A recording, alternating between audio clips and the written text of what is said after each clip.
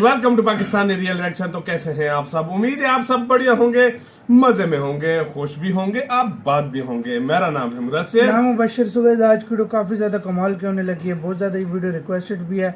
So guys, video के सीधा title की तरफ आते हैं, जो कि है मतलब इजराइल ने बहुत बड़ी मदद मांग ली है। मैं आपको टाइटल बताता हूँ, वो है इजराइल ने रातों रात भारत से मांगी मदद।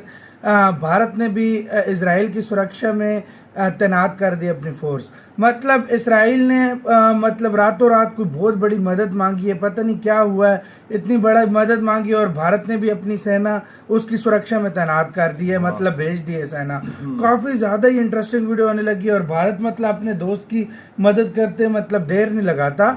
हुआ क्या है, सारी सिचुएशन, क्यों मदद मांगी है, वीडियो देखेंगे तब पता लगेगा। इंडियन अफेयर्स का वीडियो है, इनकी वीडियो का लिंक मिल जाएगा आप लोगों को डिस्क्रिप्शन में। प्लीज इनका चैनल लाजमी सब्सक्राइब कीजिएगा। देखते हैं भाई सीन क्या हुआ है, काउंटडाउन करते हैं 3, 2, 1 एंड स्टार्ट। भारत के दो दोस्त ईरान और इसराइल की आपस की दुश्मनी एक बार फिर भारत के लिए सरदर्द बनते जा रही है, क्योंकि आपस में तो ये दोनों कट्टर दुश्मन हैं, लेकिन अब ये लड़ते लड़ते भारत तक भी पहुंच गए हैं। दोनों देश स्ट्रेटेजिक तौर पर भारत के लिए बहुत ही इम्पोर्टेंट है। ऐसे में भारतीय सरकार को भी फूंक फूंक कर कदम रखने पड़ते हैं। आप में से कई सारे लोगों को याद होगा कि पिछले साल जनवरी महीने में भारत की राजधानी न्यू दिल्ली में जो इजराइल की एम्बेसी है उसके बाहर एक माइनर सा बम ब्लास्ट हुआ था। हालांकि उस बम ब्लास्ट में किसी की जान नहीं गई थी और जो आसपास की गाड़ियां थी बस उनकी विंड स्क्रीन टूट गई थी। बम ब्लास्ट के बाद भारत ने इजरायली एम्बेसी और भारत में मौजूद सभी इजरायली डिप्लोमेट्स की सिक्योरिटी कई गुना ज्यादा बढ़ा दी थी। उस बम ब्लास्ट की इन्वेस्टिगेशन में इजराइल ने भारत से रिक्वेस्ट की थी कि उनकी इजरायली इंटेलिजेंस एजेंसीज भारत के साथ मिलकर काम करना चाहती हैं, जिसके लिए भारत ने भी हामी भर ली थी और इन्वेस्टिगेशन की सारी डिटेल्स इजराइल के साथ भी साझा की गई थी। वैसे उस इन्वेस्टिगेशन में आज तक किसी के भी खिलाफ चार्जशीट तो दायर नहीं हुई है, लेकिन इस बम ब्लास्ट के पीछे सीधा ईरान का नाम निकल कर आया था, क्योंकि इजरायली एम्बेसी के सामने बम जहां के ऊपर प्लांट किया गया था उसके कुछ ही मीटर्स की दूरी पर एक लेटर भी मिला था, जिसमें लिखा गया था कि ये बम ब्लास्ट बस ट्रेलर है और ईरान की कुछ फोर्स के कमांडर मेजर जनरल सोलेमानी और ईरान के टॉप न्यूक्लियर साइंटिस्ट फाखरी ज़ादे की मौत का बदला लिया जाएगा। ईरान के ऊपर उंगली इसलिए भी उठी थी क्योंकि ईरान ने उसके कुछ ही महीनों पहले आरोप लगाया था कि मेजर जनरल सोलेमानी और ईरान के न्यूक्लियर साइंटिस्ट की मौत के पीछे इजराइल और इजराइल की खुफिया एजेंसीज का ही हाथ है। हालांकि ईरान के अधिकारियों ने भारत की धरती के ऊपर हुए इस तरह के बम ब्लास्ट में किसी भी तरह की इन्वॉल्वमेंट से साफ इनकार कर दिया था।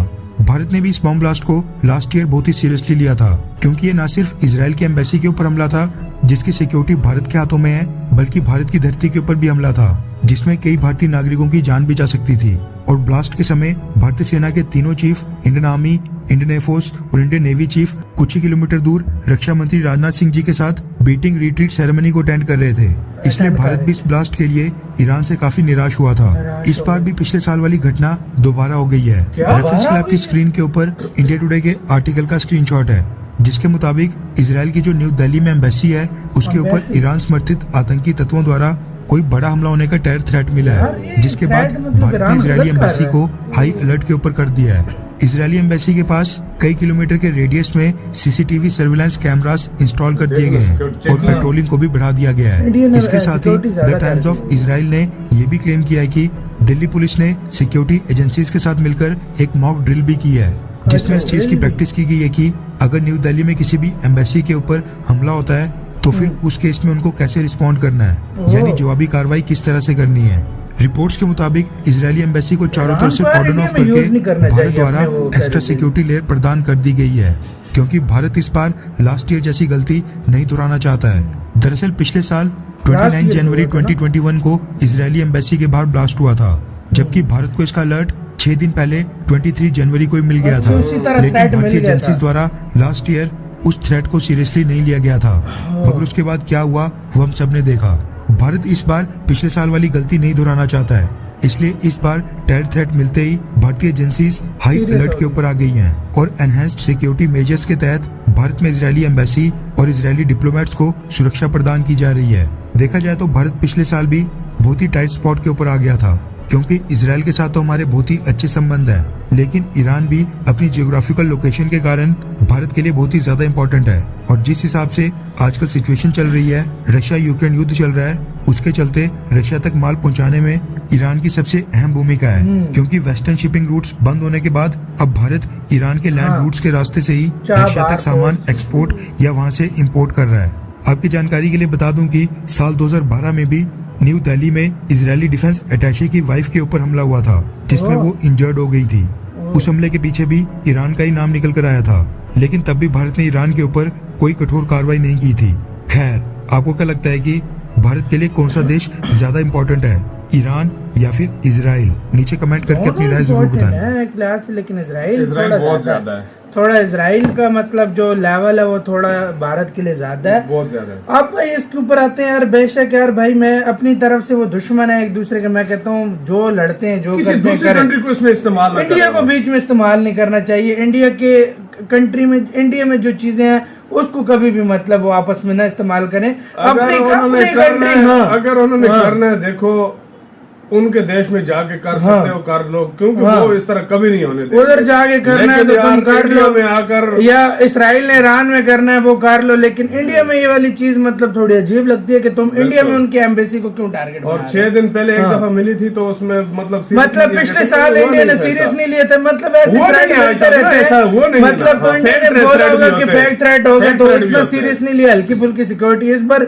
इसराइल ने बोला, मदद मांगी और मतलब हमारी उसको मतलब एक तरह से प्रोटेक्ट करो, और इंडिया ने फुल वो सिक्योरिटी सारी सिक्योरिटी चेक की है, मतलब भी कर लिए उधर सिक्योरिटी। अभी मुश्किल ही हो मतलब कि हो सके, लेकिन फिर भी यार, लेकिन अपनी तरफ से पूरी जो है ना तैयारी कर ली गई है। और यार मतलब इस तरह कोई भी कंट्री हो, इस तरह नहीं होना चाहिए, इस तरह नहीं करना चाहिए यार। मतलब अब इंडिया के अंदर देखो हजारों एम्बेसीज हैं, उनको फिर मतलब एक बुरी इमेज बनती है कि मतलब हाँ ये ईरान कर रहा है, तो यार मतलब उस लिहाज से नहीं होना चाहिए। अपनी दुश्मनी उनकी अपनी अपनी जगह पे निकाले। हाँ भाई, मतलब इंडिया को इस चीज के अंदर शामिल करना ये अजीब लगता है। ये ऐसी सिचुएशन बन गई है, देखो यार इंडिया के लिए ईरान भी बहुत इम्पोर्टेंट, क्योंकि काफी रूट से मतलब जो है ईरान से होकर जाते हैं, और इसराइल भी मतलब हर जगह वो हेल्प करता है इंडिया का। इम्पोर्टेंट दोनों है, लेकिन इसराइल थोड़ा ज्यादा इम्पोर्टेंट है इंडिया के लिए, इसमें कोई शक नहीं। लेकिन फिर भी देखो इस मामले में मतलब विरोध तो किया होगा इंडिया ने ईरान के सामने, लेकिन फिर भी वो अपनी दोस्ती की खातिर जो है ना इंडिया चुप रहा है। बिल्कुल उसने विरोध किया होगा, लेकिन फिर भी इंडिया मतलब पिछले साल भी इंडिया नाराज हुआ था इसराइल से, सॉरी ईरान से, लेकिन इस बार भी इंडिया ने बोला होगा कि बिल्कुल ना करो। इस बार वो तो इंडिया कठोर कार्रवाई भी करेगा। बिल्कुल गाइस, आप लोगों को इस सारी सिचुएशन के ऊपर क्या कहना है, मतलब आप लोगों की क्या राय है इसके ऊपर, अपनी राय कमेंट सेक्शन में दें। इधर ही वीडियो खत्म करते हैं। अपना बहुत ज्यादा ख्याल रखना, तो यार बाय।